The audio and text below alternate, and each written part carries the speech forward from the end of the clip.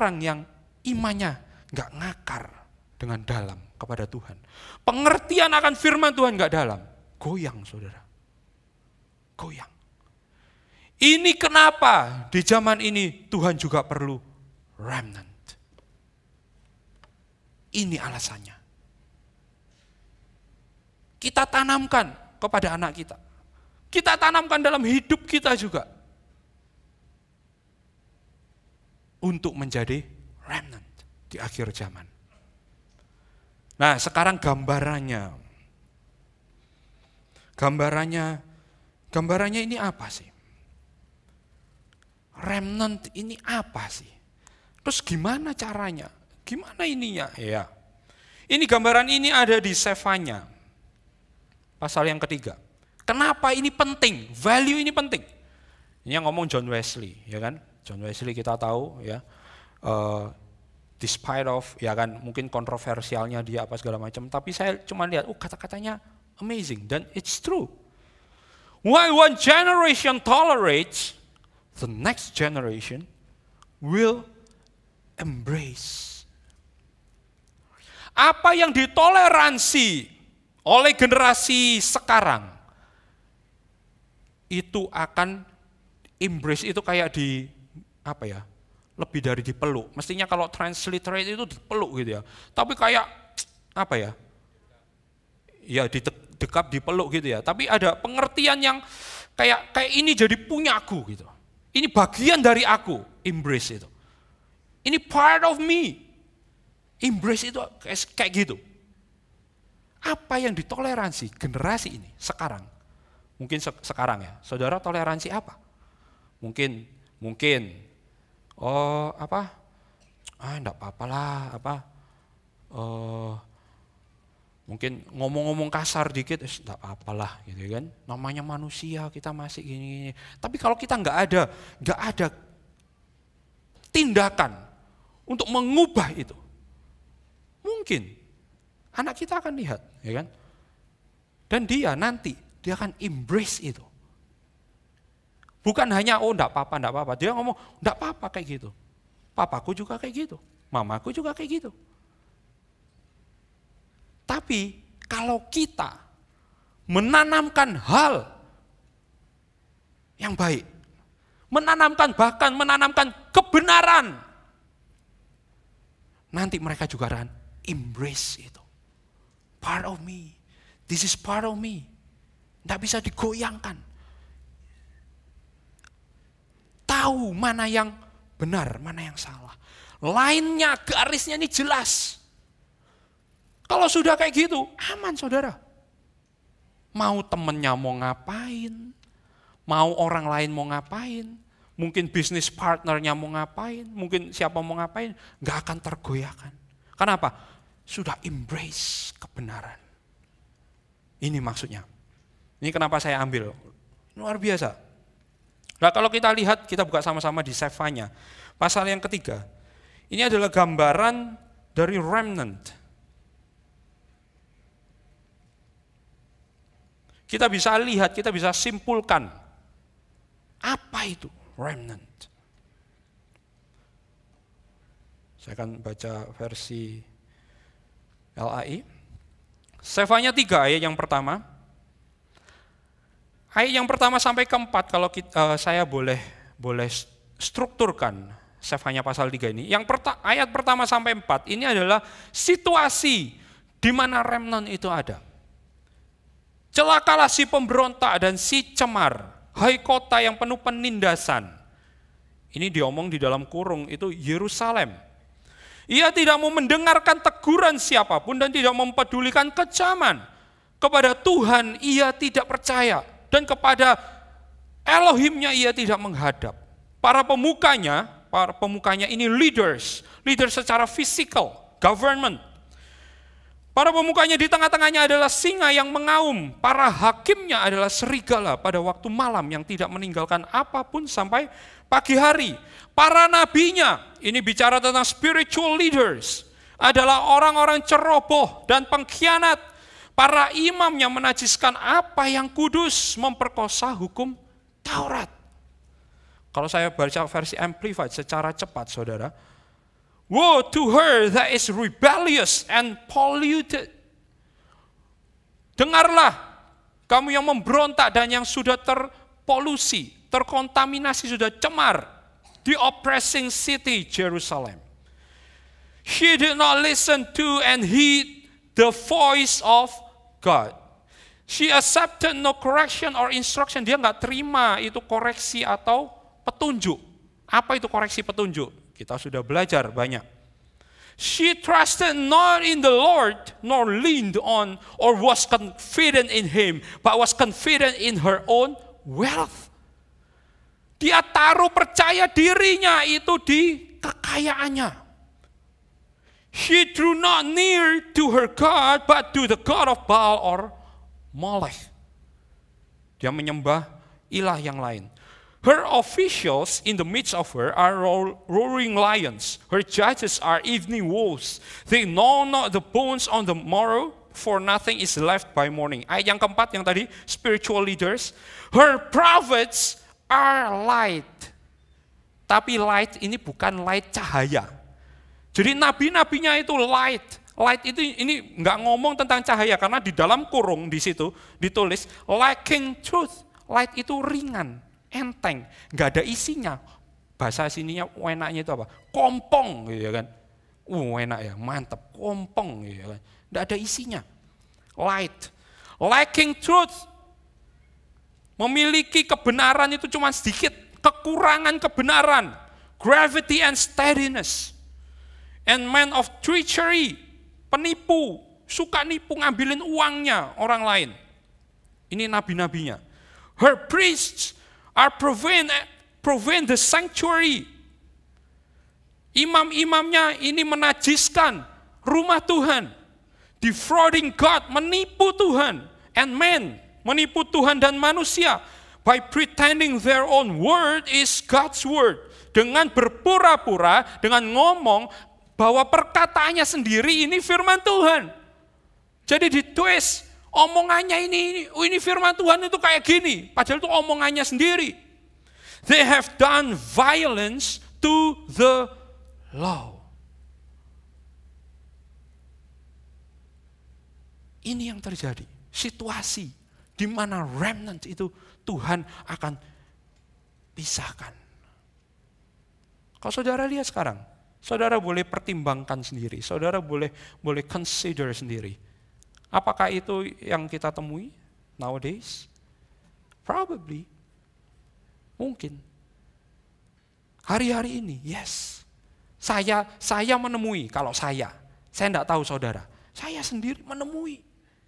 Itu yang buat saya kadang-kadang, aduh gak tahan, aduh Tuhan. Gitu. Berat banget kayaknya. Itu.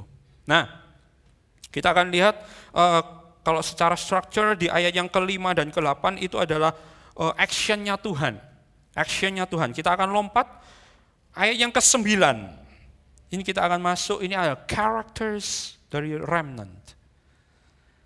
Ayat yang ke-9. Tetapi sesudah itu, save hanya 3 ayat yang ke-9. Tetapi sesudah itu aku akan memberikan apa? Bibir lain kepada bangsa-bangsa, Gentiles. Bukan hanya bangsa Israel, Gentiles. Yakni bibir yang bersih.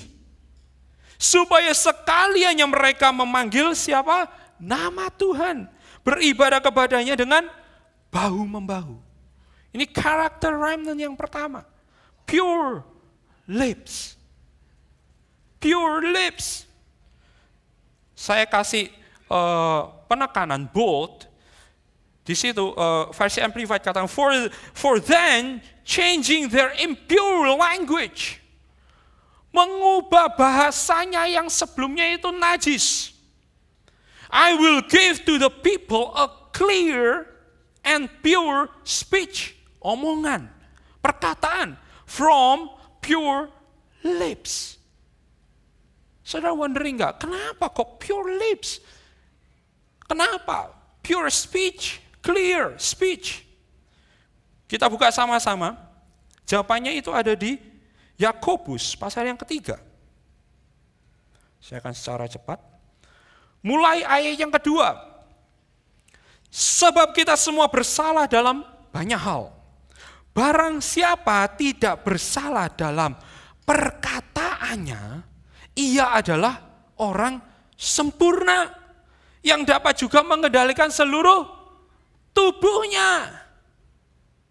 Ini alasannya kenapa Tuhan bilang pure lips. Karena kalau saudara baca terus nanti di Yakobus pasal yang ketiga, kemudi dari diri kita ini itu terletak di mana? Lidah kita. Lidah kita ini benar enggak? Kita sudah diajarkan ya. Kenapa kalau kita itu enggak boleh sembarangan menyebut nama Tuhan? Karena kalau lidah kita enggak benar, mulut kita enggak benar, kita habis mungkin pisuin orang di luar, gitu ya. Terus kita nyembah, kita panggil nama Tuhan. Ini di Yakobus juga ada, dituliskan di Yakobus pasal yang ketiga, ayat yang ke-9. Mulai ayat yang ke-8. Tetapi tidak seorang pun berkuasa menjinakkan lidah, ia adalah sesuatu yang buas, yang tak terkuasai dan penuh racun yang mematikan. Ayat 9, dengan lidah kita memuji Tuhan, Bapa kita, dan dengan lidah kita mengutuk manusia yang diciptakan menurut rupa Elohim. Dari mulut yang satu keluar berkat dan kutuk. Hal ini saudara-saudaraku tidak boleh demikian terjadi. Karena apa yang ada di dalam kita, itu yang keluar. Itu yang Paulus bilang.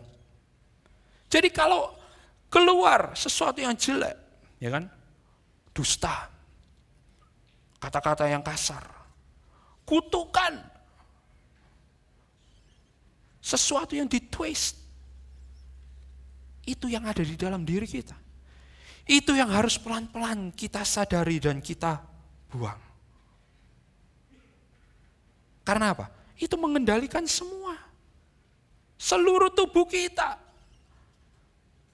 Kemarin kita ada kelas Ibrani. Di kelas Ibrani, Pak Umar itu bilang pertama shalom, gitu ya kan. Terus dia singgung, shalom artinya apa? Luar biasa ternyata. Nanti someday kita belajar tentang ini, luar biasa shalom ini. Shalom itu enggak cuma sekedar salam gitu. Ya kalau di sini kan salam. Ya. Shalom itu punya arti yang luar biasa, saudara. Karena huruf Ibrani itu kan konsonan ya, betul ya. Konsonan itu huruf yang mati ya, bukan vokalnya. Konsonan. Lah tergantung vokalnya ini kayak apa, itu baru akan determine artinya itu apa. Ya saya baru belajar saudara ya kan, saya juga enggak tahu masihan. Saya coba yang saya uraikan ini yang saya ngerti gitu ya kan. Jadi konsonannya apa, tergantung vokalnya itu juga apa. Kadang-kadang mirip tulisannya tapi artinya bisa completely different. Nah, shalom waktu saya lihat, shalom ini luar biasa.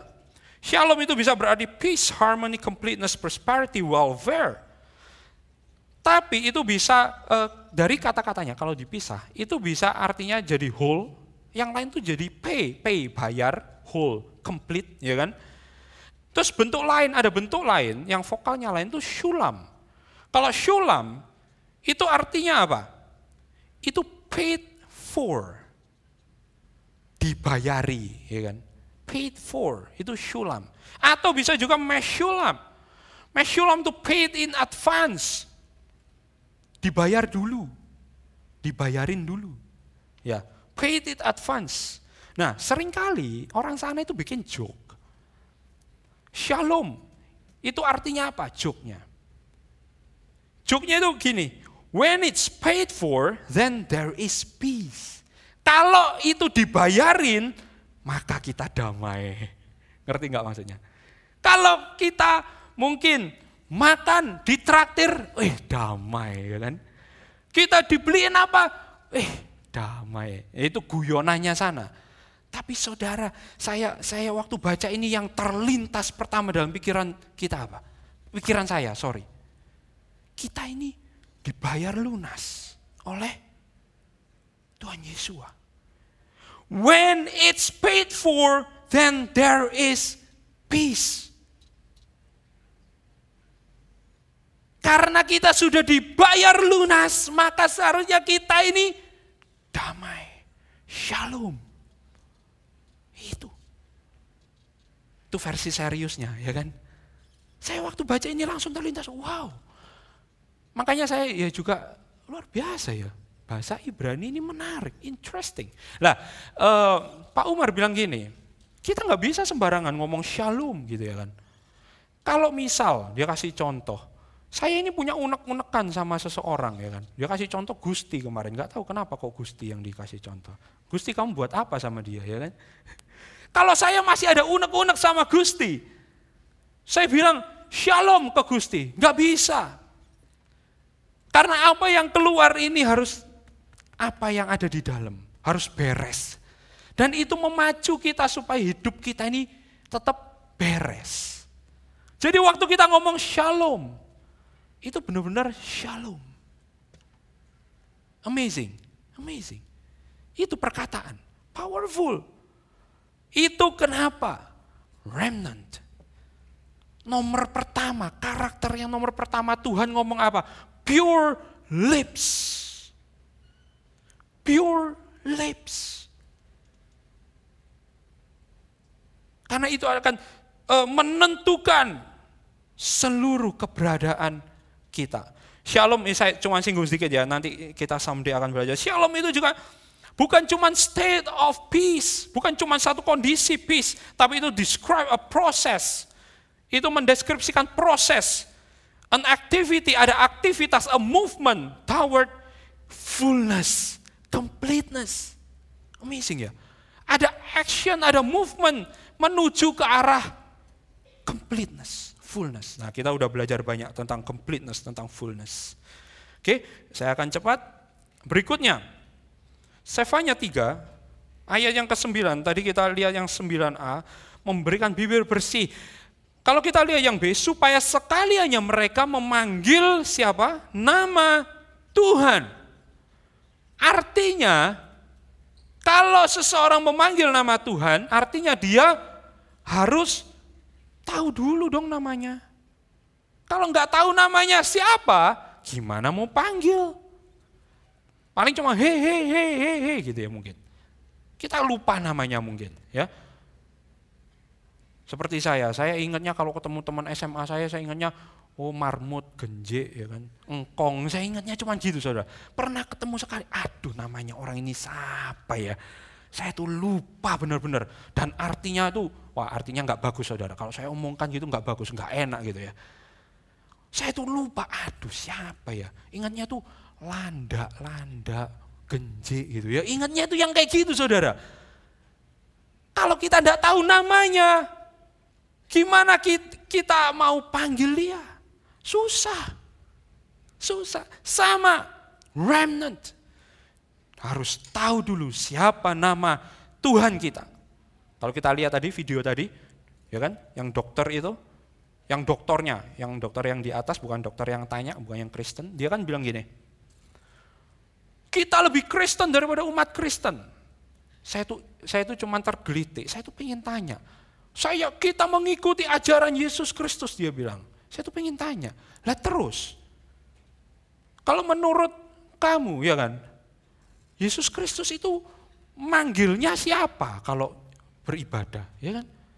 Terus ibadahnya di mana? Masa di masjid, ya kan? Enggak loh, di sinagog. Padahal mereka itu bencinya luar biasa sama orang Yahudi. Saya tuh bingung, ini ada kontradiksi yang enggak nyambung buat saya. Ini enggak masuk dalam sense saya. Di satu sisi kamu bencinya luar biasa sama orang Yahudi, di satu sisi you bilang you mengikuti orang Yahudi, ajaran orang Yahudi, ya kan? Sense-nya di mana? Kalau saya sih, itu yang menggelitik saya. Sama. Kita harus kenal siapa nama Tuhan kita. Tuhan yang disembah Abraham, Ishak, Yakub, bukan Ismail, saudara. Ishak. Bapa Yahweh. Amin. Yes. Berikutnya, Ayat yang 9b, Sefanya 3 ayat 9b, yakni bibir bersih supaya sekaliannya mereka memanggil nama Tuhan, kemudian beribadah kepadanya dengan bahu-membahu. Versi Amplified katakan, to serve him with one unanimous consent and one united shoulder. Di dalam kurung, bearing the yoke of the Lord. Ini yang berikutnya, melayani Tuhan, serve him, dan dikatakan di sini with one unanimous consent and one united shoulder, bearing the yoke. The yoke itu artinya apa? Menanggung apa? Kuk, ya kan? Saya lupa, saya pernah ngomong kuk itu di siang atau pagi? Pagi ya? Oke, pagi. Jadi saya singgung sedikit, saudara. Kalau kita lihat sama-sama, kuk ini ditulis di mana? Saudara kalau mungkin boleh catat, di Matius 11 ayat 29 sampai 30. Itu Tuhan bilang gini, Tuhan Yeshua bilang gini, "Pikulah kuk yang kupasang dan belajarlah padaku. Karena aku lemah lembut dan rendah hati, dan jiwamu akan mendapat ketenangan. Sebab kuk yang kupasang itu enak dan bebanku pun ringan." Kuk itu yang ditaruh di sapi untuk drive dia, membajak. Kuk itu bahasa Yunaninya itu sugos. Saya shock. Sugos secara metafor artinya apa? Law. Mosaic law. Apa? Taurat. Torah. Yoke. Kuk. Itu bukan Tuhan kasih beban. Tuhan kasih pencobaan. Tuhan kasih masalah. Tuhan kasih. No. Yoke. Kuk. Itu bicara juga secara metafor. Itu Torah. Kenapa jadi ayat ini clear? Pikulah kuk yang kupasang, kata Tuhan. Tuhan pasang kuk. Kalau itu pencobaan, Tuhan nggak kasih pencobaan. Tuhan nggak kasih masalah. Tuhan izinkan, yes. Tapi Tuhan nggak kasih. Tuhan izinkan, yes. Di sini dibilang, pikulah kuk yang kupasang dan belajarlah padaku. Karena aku lemah lembut dan rendah hati. Dan jiwamu akan mendapat ketenangan. Sebab kuk yang kupasang itu enak. Bebanku pun ringan. Ringan. Ini yang harus kita waspadai. Kita sudah bahas banyak sekali. Jangan kita sebagai Christian, kita anti Torah. Kita anti, wah itu sudah tidak berlaku. No. Tuhan Yesus sendiri bilang, aku datang bukan untuk membinasakan. Kemarin Jumat dibahas oleh Pak Indro. Membinasakan Taurat. Paulus kita sudah belajar banyak. Ya kan? Semua ayat-ayatnya kalau kita lihat terjemahan yang lain. Itu bukan artinya Taurat itu dosa, Taurat itu kekacauan. No.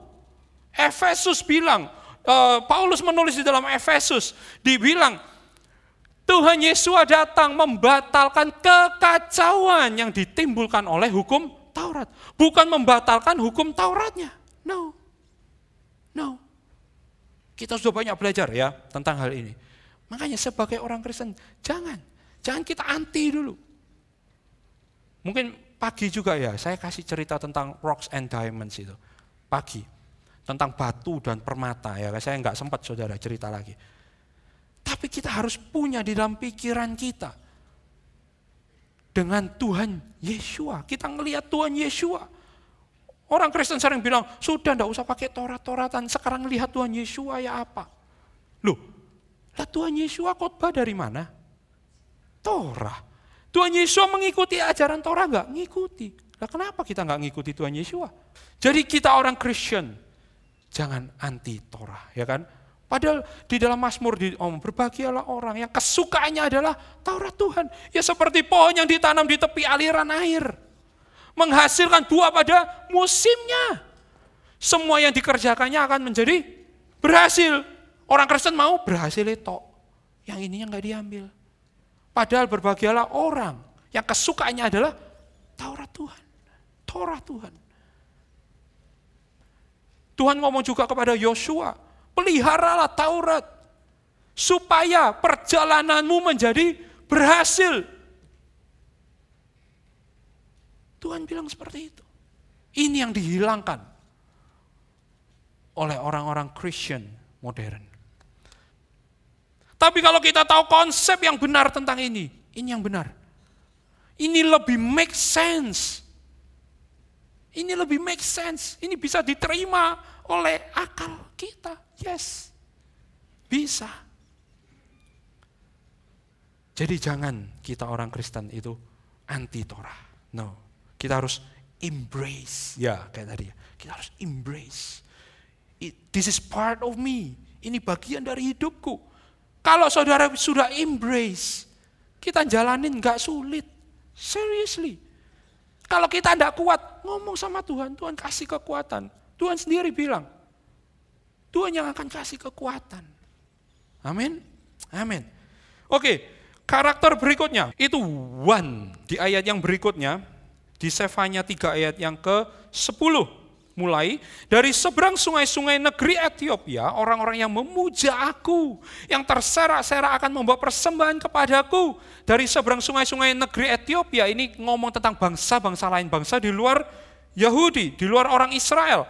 Ayat 11 katakan, pada hari itu engkau tidak akan mendapat malu, ini ngomong ke bangsa Israel, pada hari itu engkau tidak akan mendapat malu, karena segala perbuatan durhaka yang kau lakukan terhadap aku. Saudara tahu kalau sekarang ya kan, siapa yang menyalibkan Tuhan Yesua, ya kan? Siapa yang menolak Tuhan Yesua? Sebab pada waktu itu aku akan menyingkirkan daripadamu orang-orangmu yang ria congkak, dan engkau tidak akan lagi meninggikan dirimu di gunungku yang kudus. Di ayat 11 ini Tuhan ngomong kepada orang Jews, kepada orang Yahudi, kepada orang Israel. Secara lahiriah.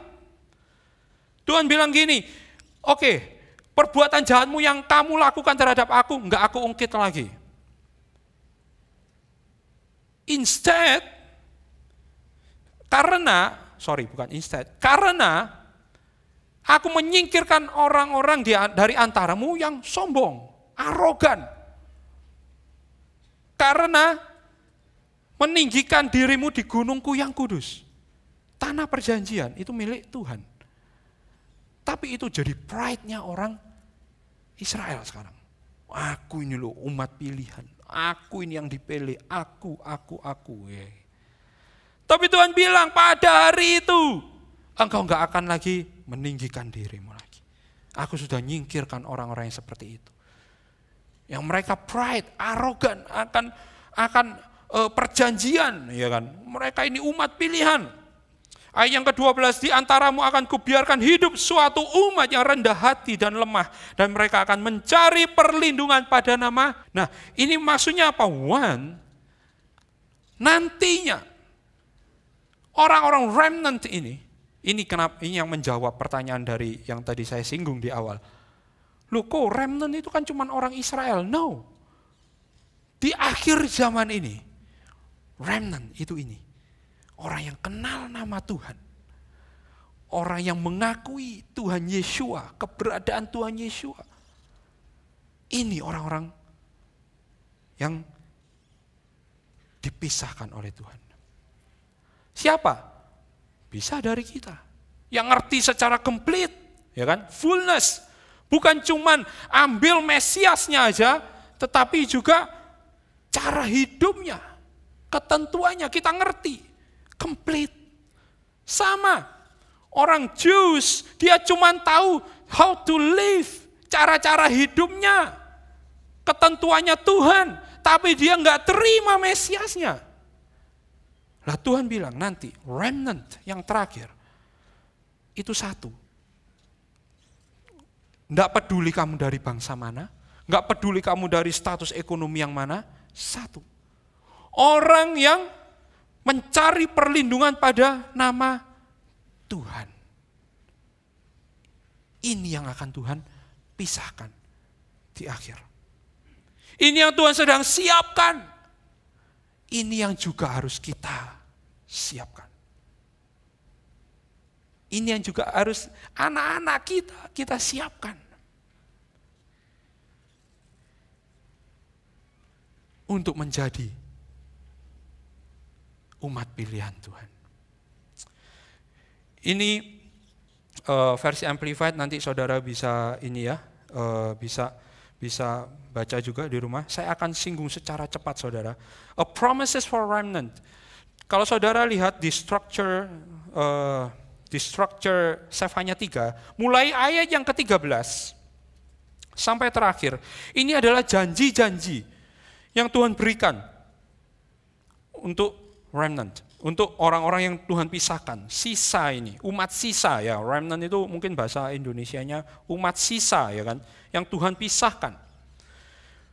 Versi American Standard Version katakan di ayat yang ke-13, the remnant of Israel shall not do iniquity nor speak lies, neither shall a deceitful tongue, ya kan, sama seperti yang tadi.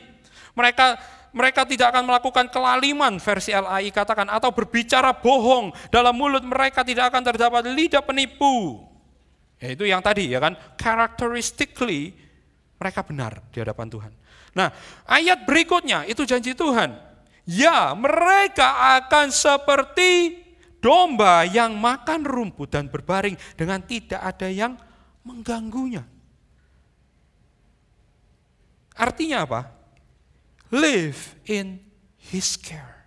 Kita hidup di dalam pemeliharaan Tuhan, penyertaan Tuhan. Kita hidup di dalam itu. Itu remnant, hidup di dalam itu. Ayat yang ke-14, bersorak-sorailah, kalau versi Amplified kan, sing O daughter of Zion, ya kan? Ini putri Sion gitu ya kan. Rejoice, be in high spirits and glory with all your heart, O daughter of Jerusalem, in that day. Ayat 15 di versi Amplified katakan, for then it will be that the Lord has taken away the judgments against you. Tuhan tidak akan menarik penghukuman, penghakiman atas engkau. He has cast out your enemy. Dia akan menyingkirkan musuhmu. The King of Israel, even the Lord Himself, is in the midst of you. Tuhan orang Israel itu ada di tengah-tengahmu. And after He has come to you, you shall not experience or fear evil anymore. Kamu tidak akan takut atau hidup dalam kejahatan lagi. Yang luar biasa ini ayat yang ke-16. In that day it shall be said to Jerusalem, fear not, O Zion, let not your hands sink down or be slow and listless. Ayat 16 katakan, kalau versi LAI, pada hari itu akan dikatakan kepada Yerusalem, jangan takut dari Sion, jangan tanganmu menjadi lemah lesu. Tapi kalau saudara lihat arti di terjemahan lain bisa katakan slack. Jangan tanganmu tidak akan slack. Slack itu apa? Slack itu kayak lemas gini ya, jatuh ini. Ini biasanya orang apa? Orang yang tidak pengharapan, ya kan? Orang yang lemas ada, skeptik. Tapi bisa juga orang apa? Orang nganggur, ya kan? Slack itu bisa berarti tanganmu tidak akan slack, tidak akan nganggur. Kalau tangan tidak nganggur apa saudara? Tuhan akan kasih sesuatu. Tuhan akan pelihara sampai tangan kita itu tidak bisa nganggur. Amazing enggak? Amazing. Tuhan yang pelihara sampai tangan kita tidak bisa nganggur. Nah, saudara bisa artikan sendiri. Ya kan? Orang Kristen paling pintar kalau ngartikan itu. Wah, tangan jangan. Wah, langsung, ya kan? Langsung connect gitu. Oke, next itu make peace with God. Ayat yang ke-17. Ya kan? Ayat yang ke-17 itu intinya Tuhan itu bersorak-sorai karena engkau. Tuhan itu menyanyi karena engkau. Ya kan? Dia bergirang karena engkau dengan sukacita, berkenan di hadapan Tuhan. Make peace with God. Kita damai dengan Tuhan. Tuhan nerima kita. Ya, itu. Ayat yang ke-18 sampai yang ke-19 itu bicara tentang life restoration. Bukan hanya nanti di surga, tetapi di dunia. Ini ayat 18-19 ini bicara tentang di dunia. Saudara mungkin saya sarankan saudara baca versi Amplified karena di situ lebih jelas, ya kan? Di situ lebih jelas bahwa Tuhan itu restore, memulihkan kehidupan kita bahkan waktu kita masih di dunia. Dan ayat yang ke-20 20 yang terakhir. Pada waktu itu aku akan membawa kamu pulang. Pulang kemana? Masa ke dunia kita pulang? No. Yakni pada waktu aku mengumpulkan kamu, sebab aku mau membuat kamu menjadi kenamaan dan kepujian di antara segala bangsa di bumi, dengan memulihkan keadaanmu di depan mata mereka. Versi The Message, on Judgment Day, pada hari penghakiman terakhir, I'll bring you back home. A great family gathering. Kita kumpul lagi dengan keluarga kita. Ya. Di mana? Itu yang terakhir. Di surga. Amin. Intinya pagi hari ini kita harus menyiapkan diri kita. Karena tantangan yang kita hadapi di masa yang akan datang. Supaya kita enggak lari dari Tuhan. Supaya kita tidak meninggalkan iman kita kepada Tuhan. Amin. Amin. Saya juga dorong saudara juga tanamkan hal itu untuk anak-anak saudara. Oke? Terima kasih, Tuhan Yesus memberkati.